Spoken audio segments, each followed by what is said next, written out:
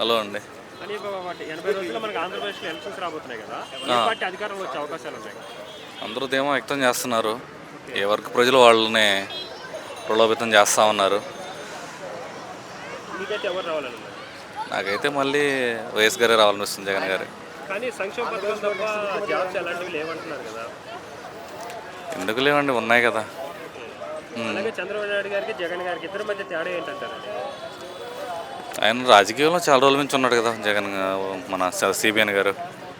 ఆయనకి మంచి చేశారు అతను కూడా. అలాగే టీడీపీ జనసేన పొత్తు పెట్టుకుంది కదండి, దాని గురించి ఏం చెప్తారు? టీడీపీ జనసేన పొత్తు అనటం కంటే మన సిబిఎన్ గారికి ఏదో పవన్ కళ్యాణ్ ఏదో కూలిచి తెచ్చుకున్న మనిషే, కానీ ఆ సిబిఎన్కి అంత అవసరం లేదని నా ఉద్దేశం. జనసేన అతనికి ఎంత ఉందండి, జస్ట్ 6% ఆఫ్ ఓట్ బ్యాంకింగ్. ఎక్కడ తెలుగుదేశం, ఎక్కడ అతనికి సీట్లు గీయడం కూడా వేస్ట్. ఎందుకో ఎవరికి ప్రచారానికి సిబిఎన్ వాడుకుని వదిలేస్తే బెటర్ అనిపిస్తుంది నాకైతే.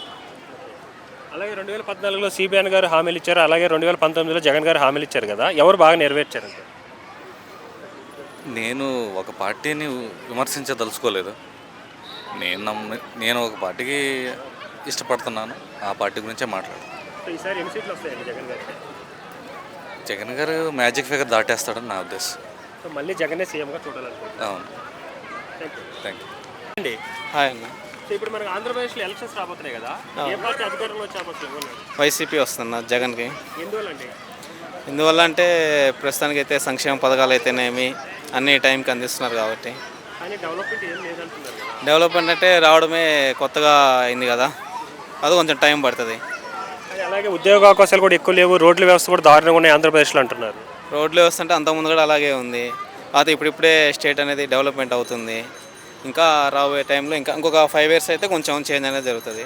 అలాగే ఇప్పుడు జగన్ గారు ఒకవైపు ఉన్నారు, రిమైనింగ్ పార్టీస్ అన్ని మొత్తం కలిసాయి కదా, తట్టుకొని ఉండగలరంటారా? నిలబడతారు 100%. ఓకే.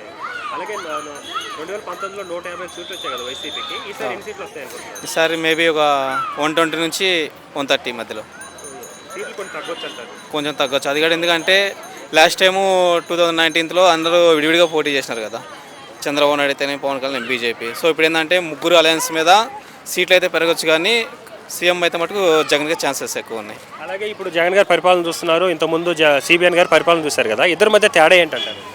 ఇద్దరి మధ్య తేడా అంటే లాస్ట్ టైం అయితే మటుకు సంక్షేమ పథకాలు అమలు అవుతున్నాయి, కానీ అయితే పూర్తి స్థాయిలో లేదు. ఎక్కడ చూసినా కూడా మీడియేటర్లు, జన్మభూమి కమిటీలు అయితేనేమి అందరినీ. ఇప్పుడు ఏమంటే ప్రతి దానికి ఏంటంటే ఇప్పుడు అన్ని సచివాలయాలు వచ్చినాయి కాబట్టి మనకి ఏ అవసరమైనా కూడా డైరెక్ట్ సచివాలయానికి వెళ్ళిపోతారు, అక్కడ అప్లై చేసి.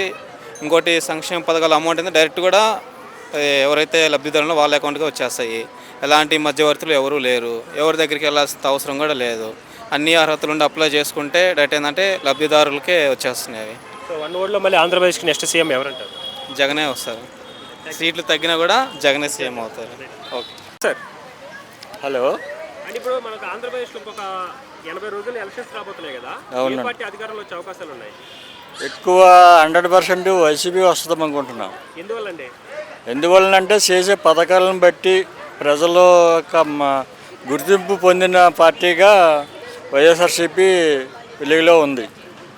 కానీ జగన్ గారే ఒకవైపు ఉన్నారు, అన్ని పార్టీలన్నీ కలిసాయి కదా. అవునవును. తట్టుకుంటారంటారా? అంటే ఇప్పుడు జనసేన ఉంది. జనసేన అన్నది ఏంటంటే ఒక మాట మీద కానీ ఒక ఎయిమ్ మీద కానీ లేకుండా ఒక్కొక్క పద్ధతిలో ఒక్కొక్క టైంలో ఒక్కొక్క పద్ధతిలో మాట్లాడుతున్నారు. ఒక స్టాండర్డ్గా నిలకడగా అన్నది ఏమీ లేదు.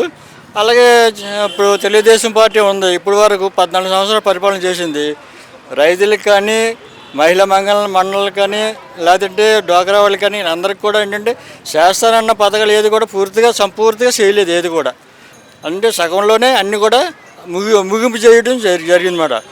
ఇలా చేస్తే ఉంటే మరి ఎవరు కూడా నమ్మరు కదా పూర్తిగా. ఇప్పుడు జగన్ నవరత్నాలను పెట్టాడు, అన్నీ కూడా 100% పూర్తి చేయడానికి ప్రయత్నం చేశాడు. 4 సంవత్సరాలు కూడా ఏ సంవత్సరం కూడా కంటిన్యూషన్ ఆపలేదు. కరోనా టైంలో కూడా సంక్షేమ పథకాలు ఏది కూడా ఆపలేదు. అలాగే జగన్ గారికి చంద్రబాబు నాయుడు ఇద్దరి మధ్య తేడా ఏంటంటారండి? అంటే ఆయన చెప్తాడు, వాగ్దానాలు చేస్తాడు చంద్రబాబు నాయుడు గారు, కానీ అవి అమల్లో చేయడం మాత్రం బాగా లేటు. ఈయన వాగ్దానం చేసింది అన్నీ కూడా 100% చేశాడు. అలాగే 2019లో 150 సీట్లు వచ్చాయి కదా వైసీపీకి, ఈసారి ఎన్ని సీట్లు వస్తాయి అనుకుంటున్నారు? ఈసారి 160, 170 వరకు వస్తాయండి. సో ఎంతమంది కలిసి వచ్చినా ఈసారి కూడా జగనే. జగన్ పరిపాలన చేస్తారండి. Okay okay okay thank you. Hi hello hi. ఇప్పుడు ఆంధ్రప్రదేశ్లో ఎలక్షన్స్ రాబోతున్నాయి కదా, అవునండి. ఏ ప్రభుత్వం వచ్చే అవకాశాలు ఉన్నాయి? సీఎం జగన్ వచ్చే అవకాశం ఉందండి. వైసీపీ, కాంగ్రెస్. ఎందువల్లండి? ఎందువల్ల ఇచ్చే పథకాలు కానీ ఇవన్నీ పేదలకి చాలా హెల్ప్ఫుల్ అవుతున్నాయండి. అందువల్ల వచ్చే అవకాశం ఉందేమో అని మేము మ్యాక్సిమం. కానీ అభివృద్ధి ఏం లేదంటున్నారు కదా. అభివృద్ధి అంటే యాక్చువల్గా ఇటు పేదలకు అనేది ఎంతోగానో సాయం అవుతుందండి. ముందు ప్రభుత్వం అయితే అలాగే పేదలకు అసలు హెల్ప్ఫుల్ అవ్వలేదు. సీఎం జగన్ వచ్చాక చాలా మందికి పేదవాళ్ళకి అయితే చాలా హెల్ప్ఫుల్ అవుతుంది. సీఎం జగన్ గెలవాలని అనుకుంటున్నాం మేమైతేనే. చాలా మంది రోడ్డు వ్యవస్థ కూడా బాగాలేదు, రోడ్లు దారుణం. అంటే యాక్చువల్గా రోడ్డు వ్యవస్థ అన్నది ఏంటంటే కొన్ని రోడ్లు ఆటోమేటిక్ పోతుంటాయి. అంటే ఫస్ట్ నుంచి రోడ్లు వేస్తే కరెక్ట్గా లేవండి. 5 ఇయర్స్కి అనేది పోవు కదా రోడ్లు. ఈ రోడ్లు అనేది ఏమవుతుందంటే 5 ఇయర్స్ కరెక్ట్ ముందు ప్రభుత్వం కరెక్ట్గా వేసుకుంటే ఇప్పుడు అంత త్వరగా పోవు.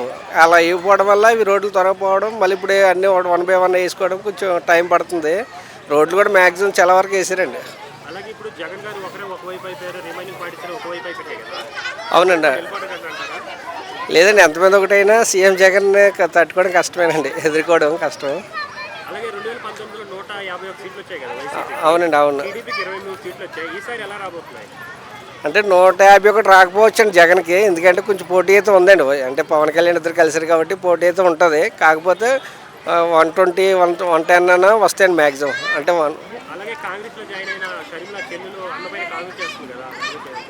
అంటే ఇంకా అంటే ఇక్కడ సీట్ ఇవ్వలేదని దాని ప్రకారంగా ఇలాగ అంటున్నారండి. యాక్చువల్గా షర్మిల ఎంత చేసినా దానివల్ల జగన్కి ఏం ప్రాబ్లం ఉండదండి. ఇంకా ప్లస్ అవుతుంది కానీ మైనస్ అది అవ్వదు అనుకోండి. సో 1 ఓట్లో మళ్ళీ ఆంధ్రప్రదేశ్ సీఎం ఎవరు అనుకుంటున్నారు?